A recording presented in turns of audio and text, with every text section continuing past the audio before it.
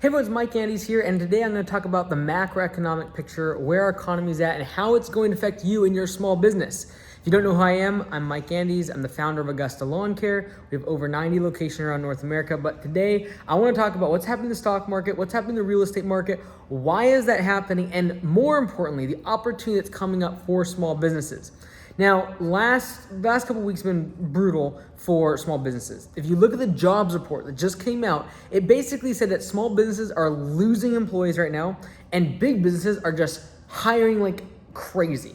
But that was for last month. And this is what I want to talk about today. I really think there's going to be a really big opportunity to be able to hire employees coming up here this summer. And let me explain why. I said the same thing back in January at Landscape Summit. I said, hey, look, we're going to come up for a bit of a reprieve from this whole labor market issue. So let me kind of explain what happened. So this is 2020, right? At the very beginning of the year, 2022.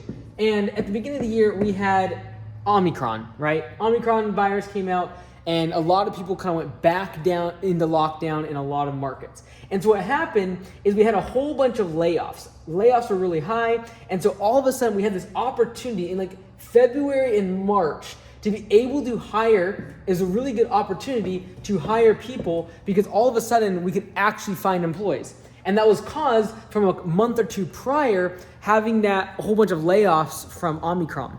And I believe, this is my prediction, that what we're gonna see in a couple months is another softening. It's not gonna be easy to hire people, but it's gonna be a softening in the labor market to where you can actually hire employees, and they're gonna actually show up to interviews. They're going to actually want a job. They're going to actually want to work and show up to work. And the reason for that, in my opinion, is the fact that right now, if you look at a lot of the large Fortune 500 companies that are giving their reports, they are forecasting a slowdown, and they're forecasting a weakening of demand, and they're laying off a ton of employees. Amazon just laid off tens of thousands of employees, and they literally admitted to overhiring because of the anticipated demand that they were having in 2020, 2021, and all of a sudden, they're like, oh, we don't need all these hundreds of thousands of people that we hired.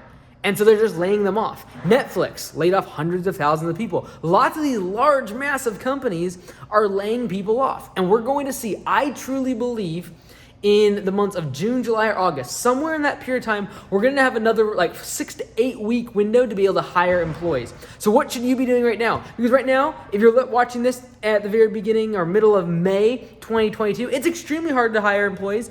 A lot of people don't show up to interviews. You just can't find anyone that wants to work, it seems. Especially if you're in home improvement, labor type work, it's very difficult to find employees.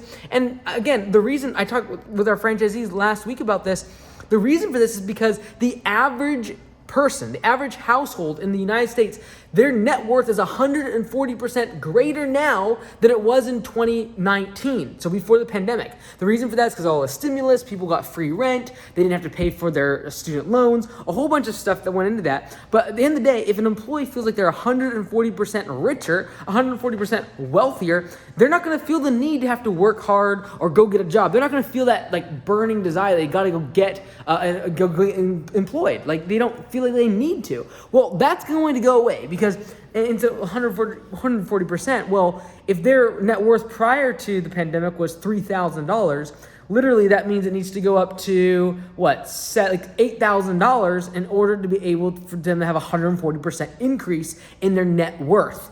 Because the average renter has a net worth under $10,000. The average homeowner over $100,000. And so if we look at the average entry-level employee, it's probably renting, probably getting started, it's entry-level, they feel rich right now, rich comparatively to 2019. And so it's been very, very difficult to hire employees. Unemployment is extremely low right now, it's under 4%.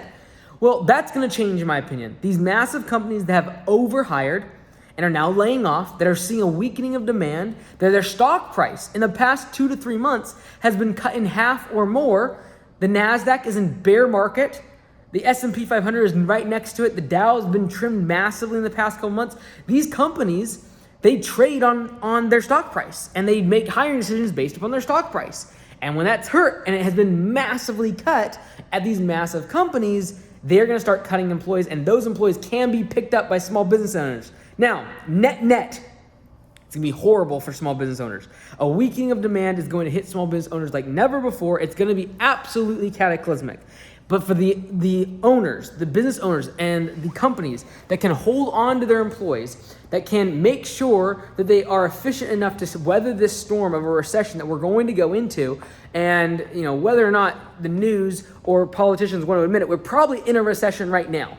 With the fact that the rates have now been increased, mortgage rates literally have doubled in the past few months. And so we're going to see a weakening in the house market later in this year.